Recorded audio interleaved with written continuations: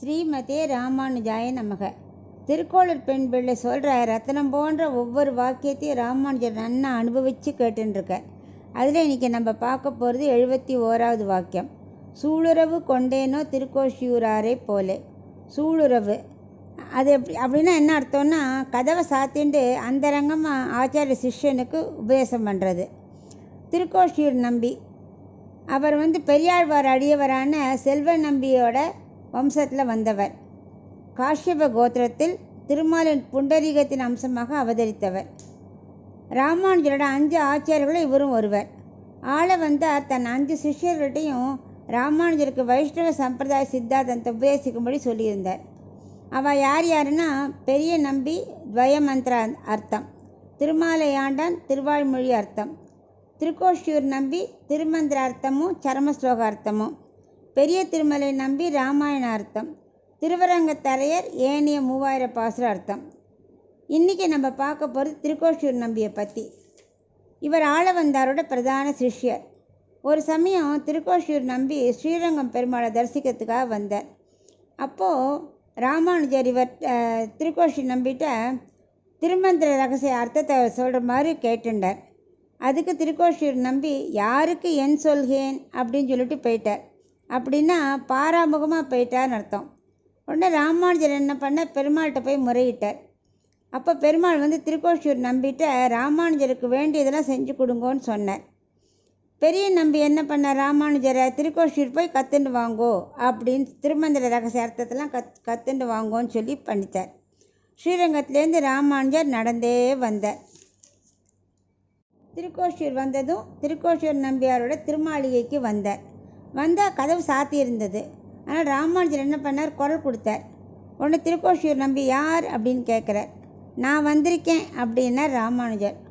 உடனே அவர் நான் செத்து வா அப்படின்னு உள்ளே இருந்தே சொல்லிட்டார். இவர் அப்படியே ஒன்றும் புரியல, ஸ்ரீரங்கம் வந்துட்டார். இப்படி 17 முறை போனார். ஒவ்வொரு முறையும் இவரால் திருமந்திரம் கற்றுக்க முடியல. எல்லாம் ஒவ்வொரு காரணத்தினால அவர் திரும்பி வரும்படியாக எடுத்து 18வது முறை வந்தப்போ அடியேன் ராமானுஜன் வந்திருக்கேன் அப்படின்னார். உடனே அவர் என்ன பண்ணார், கதவை சாத்தி திருமந்திர உபதேசம் பண்ணணும் அப்படின்னு சொல்லிட்டு நீங்கள் தனியாக வாங்கோ அப்படின்னார். ஓரான் வழியாக தான் உபதேசிக்கணும், எல்லாருக்கும் சொல்லக்கூடாது அப்படின்னார். ஆனால் ராமானுஜர் கூரத்தாழ்வாரையும் முதலியாண்டானையும் கூட்டின்னு வந்தார். அதுக்கு திருக்கோஷி நம்பி தனியாக தானே வர சொன்னேன் அப்படின்னு சொல்கிறார். அதுக்கு ராமானுஜர் அது என்னோட திரிதண்டமும் பவித்திரமும் தான் அப்படின்னு சொல்கிறார். அதாவது திரிதண்டங்கிறது முதலியாண்டானாம், பவித்திரங்கிறது கூரத்தாழ்வாராம். அவள் கூட தான் வந்திருக்கேன் அப்படின்னார். அப்புறம் இவர் என்ன பண்ணார், உபதேசம் பண்ணுறதுக்காக கதவை சாத்திட்டு சத்தியம் வாங்கிக்கிறார். வெளியில் யார்கிட்டையும் சொல்லக்கூடாது, அந்த ரகமாக தான் இந்த அஷ்டாத்திர திருமந்திர மகிமையை சொல்லணும்னு சொல்லிட்டு இவருக்கு உபதேசம் பண்ணுறார். எல்லாம் முடிஞ்சிட்டு இவர் கோவில் வரார். கோவிலில் நல்ல கூட்டம், மக்கள் நிறையா பேர் இருக்கார். ஸோ யாருக்கெல்லாம் நாராயண நாமம் தெரிஞ்சுக்கணுமோ, பகவான் அனுபவிக்க ஆசை இருக்கோ எல்லாரும் வாங்கோ அப்படின்னு சொல்லி அஷ்டாத்திர மந்திரத்தை எல்லாருக்கும் பேசிக்கிறார். அது எல்லோரும் கேட்டு ரொம்ப சந்தோஷப்படுறா.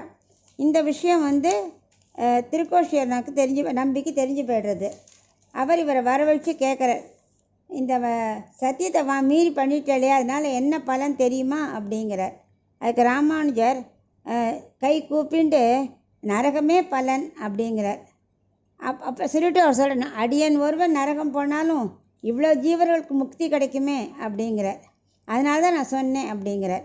திருக்கோஷியூர் நம்பி அப்படியே ரொம்ப சந்தோஷம். எம்பெருமானின் காருண்யத்தை இன்றைக்கி நான் உங்கள்கிட்ட பார்க்குறேன். அந்த எம்பெருமானே நீர்தானோ அப்படின்னு சொல்லி வாரீர் எம்பெருமானாரே அப்படின்னு ஆலிங்கனம் செஞ்சுட்டார்.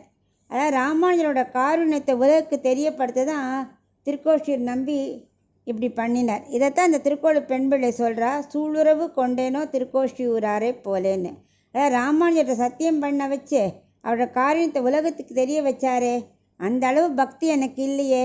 பகவன் நாமத்தை சொல்லி இந்த ஊர்லேயே இருக்க மாட்டேனா, பெருமாள் திருவடியை பற்றிட்டு இங்கே இருக்க மாட்டேனா, ஊரை விட்டு போகிறேங்கிறேன்னு அந்த திருக்கோளூர் பெண் பிள்ளை சொல்கிறா. இப்படி ஒவ்வொரு வாக்கியத்திலும் அவள் ஆச்சாரிய சம்மந்தப்பட்ட மகத்துவத்தையே சொல்லின்னு இருக்கா. ஆச்சாரியர் திருவடியே சரணமாக பற்றின்னு இருக்கணுங்கிறத நம்ம ஒவ்வொரு வாக்கியத்துலேருந்து தெரிஞ்சுக்கிறோம்.